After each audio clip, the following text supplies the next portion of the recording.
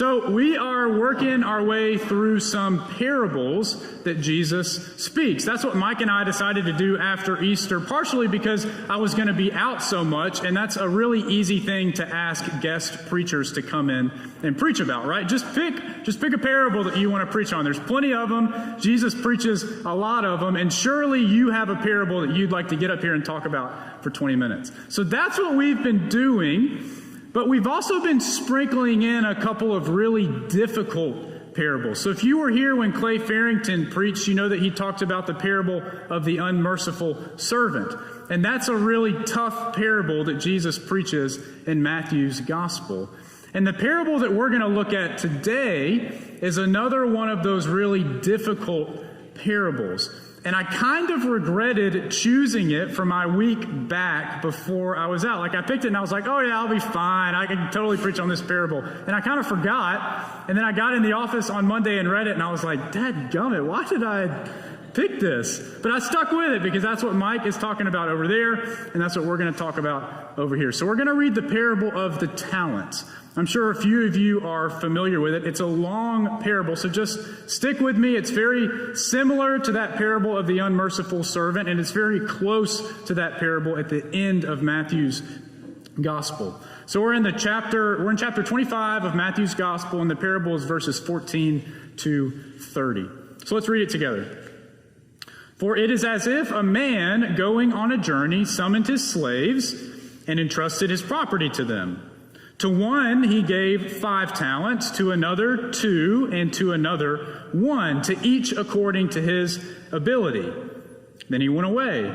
At once the one who had received 5 talents went off and traded with them and made 5 more talents. In the same way, the one who had 2 talents made 2 more talents. But the one who had received 1 talent went off, dug a hole in the ground, and hid his master's money.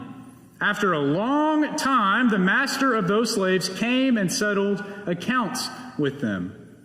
Then the one who had received the 5 talents came forward, bringing 5 more talents, saying, Master, you handed over to me 5 talents. See, I have made 5 more.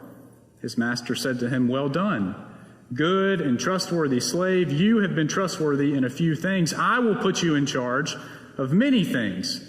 Enter into the joy of your master. And to the one with 2 talents also came forward, saying, Master, you handed over to me 2 talents. See, I have made 2 more talents.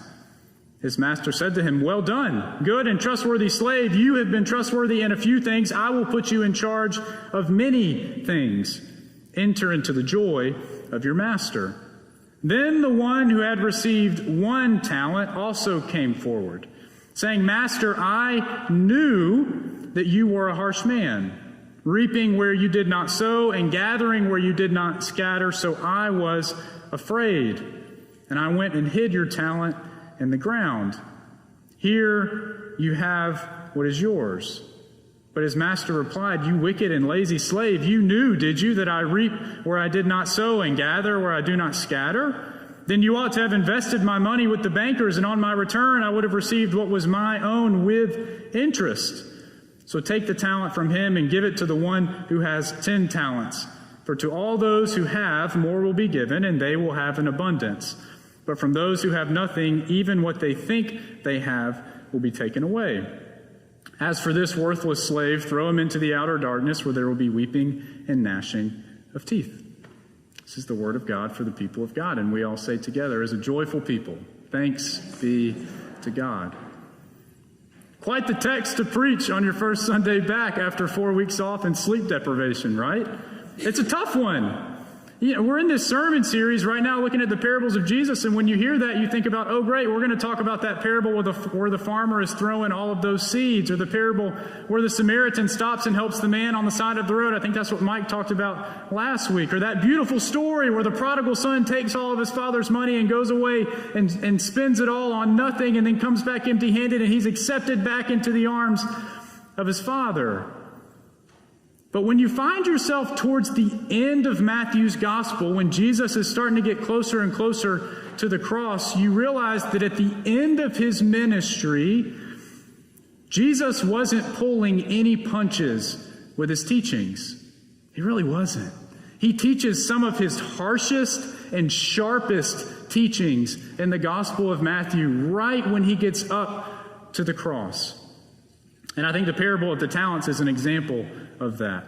And there are other really tough ones in Matthew's Gospel, right? The parable of the wedding banquet, if you remember that. There's a Lucan version that's really easy to swallow. And then Matthew has Jesus telling a version that is much more difficult to swallow and also ends with weeping and gnashing of teeth.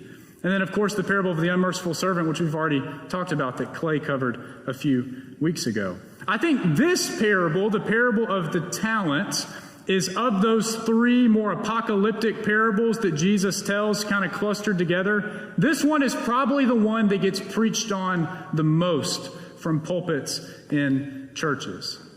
But it's still just a really itchy parable, isn't it? That's how I would describe it. It just leaves you feeling a little squirmy, doesn't it? Just a little bit itchy. And I think the reason that it feels like that is kind of obvious, isn't it? It's because of the ending.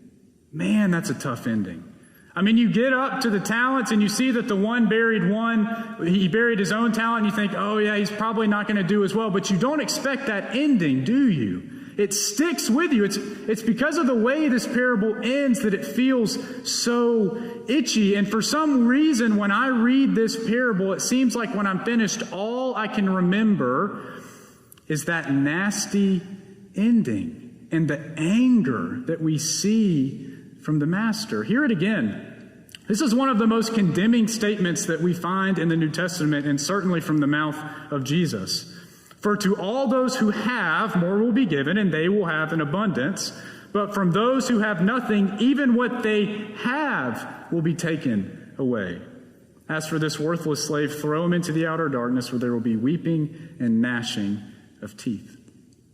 So you have this rich master who gives his servants talents, which in our parable are sums of money. To be specific, 1 talent was worth about 6,000 daily paid wages, which equates to about 15 to 20 years worth of wages for a day worker. So these are some massive amounts of money that we're talking about. So the master distributes various amounts of talents to all of them, each according to his own ability, and then he leaves, right? He goes on a trip. And the servants do the best they can with it, each in their own way. And then when the master returns, they're forced to show him what they have done with his money. And then you blink, and before you know it, the master is losing his cool and beating up on the poor little servant that only received 1 talent. And ever since I can remember, that response of the master has bothered me. It has. And I've heard a lot of sermons on this parable, and I watched quite a few this week. And so many preachers dance so quickly past the anger of the master. And instead, they focus on the talents and how we're supposed to take what God has given us and use it and make the best of it and multiply it, right? As this parable has been used over the years and reflected on and preached on, we've kind of come to understand the talents that are given to the slaves in the parables to be loosely interpreted as all the great gifts that God has given us as his children. So we can understand it as financial, right? Like we do in the parable. This is a text that gets used a whole lot during capital campaigns and fundraising ventures for churches. But it can also be used to talk about the spiritual gifts that God gives us. The gifts that we are all gifted with and how God expects us to be a people that are using our gifts and our God-given abilities. Because we've been given all sorts of talents. So in some ways, it does. It makes sense to just jump straight to that question, doesn't it? It makes this parable a whole lot easier if we just don't acknowledge the anger that we find from the master and instead just say, well, how are we using our talents? And to be fair, I've preached that sermon. I've preached this parable before, and I didn't really talk about the anger because I didn't really know what to do with it. And it just felt a whole lot easier and a whole lot cleaner to just kind of act like it wasn't there and instead talk about how we as a people of God are supposed to use the gifts that God has given us. But for some reason, I couldn't do that this week. Because the question that was stuck in my head was, why does the master get so angry? That's a fair question, I think. Why does the master get so angry? Why? I mean, I expect him to be a little frustrated with the one talent guy, but why does he get so angry? It's not like he went and spent it all and came back empty-handed. And I'll admit, I think maybe the reason that I get so hung up on this is because I find myself relating to this servant that only received one talent. I don't mean to offend anybody, but I think probably very few of us are 2 or 3, even 5 talent people, right? There's probably one thing in our life that we're really good at. Like there's probably one area of your life where you just absolutely crush it, where you are the best of the best, and you know it, and everybody else knows it, right? I don't know if it's cooking or algebra or writing. I don't know, but I'm betting there is something in your life that you just own it, right? It's automatic for you. But 2 or 3? I don't know. I mean, I feel like I'm a one-talent guy. And because of that, I find myself relating the most to the servant in our parable that receives just one talent. And I'll admit it, I think the one-talent servant was maybe a little overly cautious. He didn't go out and wheel and deal like the other servants did with their talents, and so naturally he didn't get any sort of return on his investment like the others did. But remember, he only had one. He only had one. I think it's a whole lot easier to go out and risk a little bit when you have more than one of something. When you have 5 of them or you have 2 of them, it's a little bit easier to roll the dice, right? To make a risky investment, because you know that it's not all you have. But for this one talent servant, he was going to have to go all in, wasn't he? The temptation that we see our one talent servant face and give into is to just focus on keeping what he has. I think the parable even says that he was afraid. And so he did all that he knew to do, which was to bury it, to keep it safe, and to know that he could go dig it up when the master came back. Not to mention that the Jewish law of the day, it read like this: whoever immediately buries property entrusted to him is no longer liable because he has taken the safest course possible. So this one talent servant, he's toting the letter of the law, isn't he? He takes what he's been given, he goes into his backyard, he buries it as deep as he can dig, knowing that it'll be kept safe for when the master returns. He's doing the most responsible thing that he can think of, and he's doing what he thinks is right. So I don't know, forgive me if I wince a little bit at the end of this story when the master returns and just lowers the boom on the guy that just got one. I could deal with the master accusing him of poor investment strategy. I could deal with him laying into him for not thinking creatively with what to do with his finances. But man, his reaction, the way he beats up on him, it just seems so extreme to me. So why does the master get so angry? The only way this week that I was able to start to make sense of that question, to make sense of the master's extreme behavior at the end of the story, was to remember the extreme behavior that we find at the beginning of the story. So I want you to hear the first verse. Again, it's in a different translation, so it's worded slightly differently, but I want you to hear it. The kingdom of heaven is like a man who was leaving on a trip. He called his servants and handed his possessions over to them. Can you imagine that scenario? I mean, that's some kind of master, right? And that's some kind of slavery, some kind of servanthood. This master who's going away for an unknown amount of time, maybe forever, maybe not, calls in his 3 slaves, and before he goes, he gives them everything. He gives them everything. He gives them everything he's got. The keys to the Cadillac, the code to the wine cellar, his social security number, his PIN for his bank account, his stock portfolio. He gives them everything. Out of the blue, his master calls his servants into a room and gives them everything that he has. And then he leaves. I want you to notice that it's on the way to the cross that Jesus tells this parable about a Lord who called his servants into the room and gave them everything while he was preparing to be away for a while. Do you see some of that connective tissue that's there? Can you read between the lines with me just a little bit? This master is giving his slaves, he's giving his servants, he's giving people that don't deserve it everything that he has. Everything that he has to give. And Jesus, too, is on his way and getting closer and closer, trying to prepare to also give away everything that he has for a people that certainly don't deserve it and may not always know what to do with it.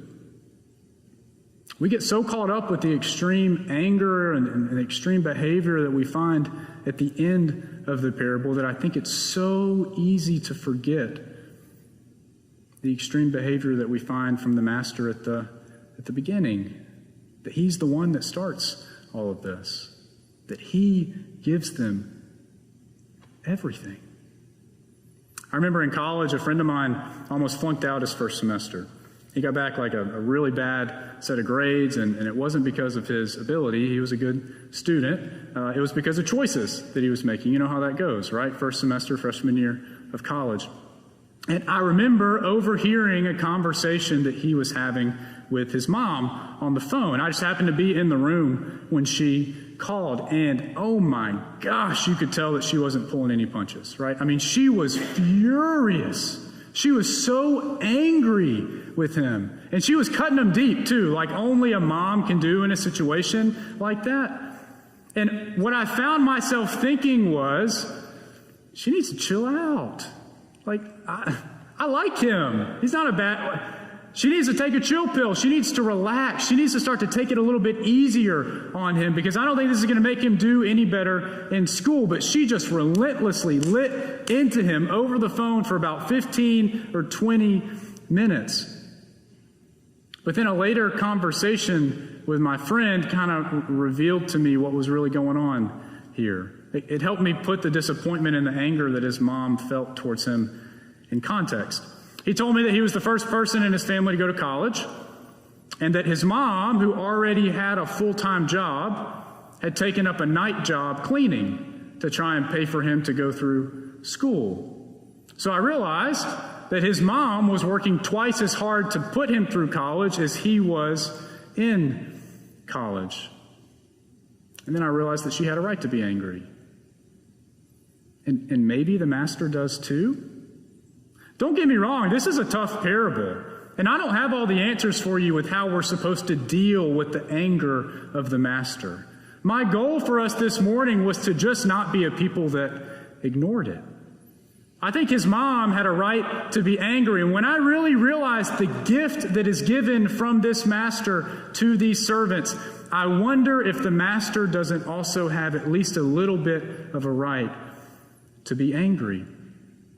Because I realized once I focused on both sides of the coin, the abundance of the gift and the frustration and the anger that we see at the end of the parable, I realized that when I first started looking at this text, the question that I was asking was, Master, how could you do this to this cautious servant? How could you get so angry? And what I found myself asking towards the end of the week was this: Master, how could I do this to you and your sacrifice? I started with questioning the master's anger, and I ended with questioning my own actions. Here's what I realized this week, and it helped me make sense of this parable, and I hope that it helps you too. Love requires risk, doesn't it? That's probably something that all of you know. Love requires risk. Madison and I are parents now. We already talked about that. This is my first week back from paternity leave. And we are more in love than we could have ever imagined. That's what every parent says, right? But it's so true. More in love than we could have ever imagined. But let me tell you, it is risky. It's risky. We went on a family walk a few days ago, which is a big outing for us these days. And it was one of our longer walks. And we got home, and it was hot outside. And we got in the house, and I began to pick up Reed out of his stroller, out of his car seat. And I was unstrapping him and all that, and I picked him up, and I realized that his back was wet. And I was like, oh my gosh, he must have been hot. I just assumed it was sweat. I think I even turned to Madison, and I was like, Madison, he is hot in here. We had too much on him. He's sweating. And a rookie mistake, right? I mean, anybody that's a parent knows good and well that's not sweat. I looked down at my hand, and I realized that it was yellow poop. It wasn't sweat. It's risky. Being a parent is risky. I was home for work. This was my first week back at work, and Madison had just fed him. I was home for lunch, and I was burping him, and he spit up. And oh my gosh, y'all, that burp cloth. I mean, it was that close to being on my shirt. That close. It's risky. Being a parent is risky. But that's true for other relationships in our life that require love. Parenthood, marriage, friendship, anything with love requires us to be vulnerable. It requires us to be tender. It requires us to be willing to give up ground, to put the interest of others ahead of the interest of ourselves. And look, that is just plain and it's risky. It's risky. And being a follower of Jesus is no different. It's risky. Saying yes to the abundant grace and the love and the gift of new life and purpose and passion that we receive from Christ, it's a little risky. It's risky because it's not a gift that we receive and then go about our normal lives like it never happened.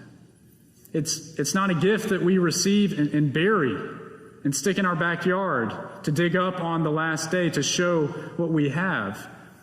This is a gift that we're meant to use. This is a gift that we're meant to put to work. This is a gift that's supposed to change us and mold us and make us someone new. Because when we accept that gift, it means saying yes to where God is leading us. It means being willing to love our neighbor as ourselves. It means that we're going to be willing to put the interest of others over the interest of ourselves. It means being generous with our talents, whether it's your time or your money or with the gifts that God has given you. It means trusting where God is leading you, even if you're not totally sure where you're going to end up. Living faithfully into the gifts and into the promises that we receive from Christ, it forces us to take some risk. Because we can't just bury the things that Christ has given us. But remember, Jesus doesn't call us to do anything that he hasn't already done. He doesn't. Christ first put it all on the line, didn't he? He teaches this parable when he's on his way to do just that. Christ led the way by first giving us everything that he had. Everything that he had to give, he gave us. He just simply calls us to do the same thing once we've received the gift from him. This week, if you can remember, I want you to do one thing. I want you to grab an expo marker, or grab a sticky note, or grab a piece of tape and a piece of paper, and on your bathroom mirror, I want you to write 2 questions. What has God given me? The answer is everything. But I'd love for us to think about specifically what has God given us? What has God given me? And then the second question is this: how am I using it? Because I think that's what this parable is pushing us to ask. What is it that God has given me, and how am I using it? Because, friends, if we have the gifts that God has given us buried in our backyard, the first thing we need to do is go and dig them up and figure out how they're going to change us, how they're going to mold us, and how they're going to make us look just a little bit more like Jesus. In the name of the Father, and the Son, and the Holy Spirit. Amen. Hey, friends, I just wanted to take a moment and say thank you for tuning into our message this week in the gathering. We hope you found it meaningful and life-giving. As always, you're invited to join us for worship on Sunday mornings at 10 a.m., either in person here in the chapel or online. If you want to know more about who we are at Bluff Park United Methodist Church, you're invited to check out our website. There you'll find out who we are, what we have going on, and how you can be a part of it. As always, friends, if there's anything that we can do for you, you're invited to reach out to us. We are here to help you and support you in any way that we can. We hope that you're having a great week, and we look forward to seeing you soon.